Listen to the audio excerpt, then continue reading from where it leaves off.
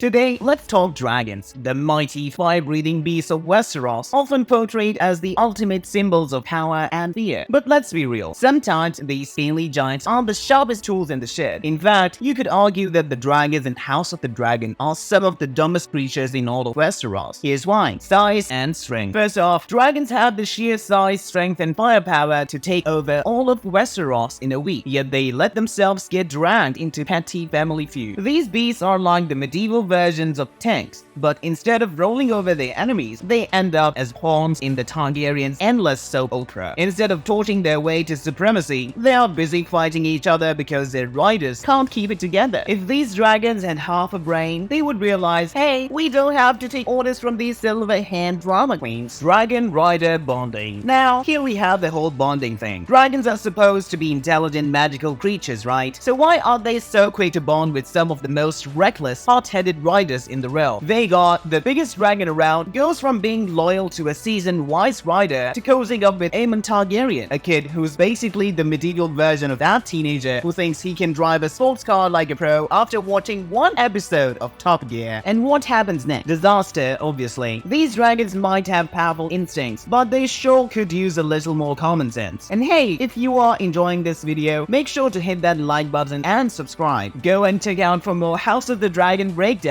in our playlist, Dragons and Commands. Now let's talk about how these dragons manage to hear commands when their riders are flying high in the sky. You would think they would be too busy enjoying the wind in their wings to listen to a tiny human shouting below, yet somehow they can pick up on the most ridiculous commands while soaring high through the clouds. It's like having a pet that can hear you calling them from a mile away while you are still in your pajamas. And don't even get me started on how they handle their airspace. You would think a creature that can fly would have a bit more awareness of its surroundings, but no, these dragons are like the clumsy giants of the sky. Lucerys Velaryon is zipping around on his dragon Arrax trying to escape Aemon and Vhagar, and instead of making a clean gateway, what does Arrax do? Pokes the dragon equivalent of a grizzly bear with a stick. Next thing you know, Vhagar's chopping Arrax into dragon nugget. For creatures that are supposed to be so majestic, their sense of timing and strategy is about as sharp as a butter knife. Dragons' intelligence. Let's also not forget that dragons, for all their supposed intelligence, don't seem to understand the concept of restraint. You've got these enormous flame-spewing lizards that think the best way to solve any problem is to burn it to a crisp. Nuance, diplomacy. Dragons don't know the meaning of the words. They are the definition of if all you have is a hammer, everything looks like a nail. A little self-control might keep them from turning half of Westeros into a smoking crater every time someone insults their rider. So, are dragons the most powerful creatures in Westeros? Absolutely. But are they also some of the dumbest? You bet. They might be able to roast entire armies with a single breath, but when it comes to using their heads, these dragons are about as bright as a sack of rock. Drop down a comment below if you think I'm being too harsh, or not harsh enough, or I deserve a Dracarys from a white-haired babe. Dracarys!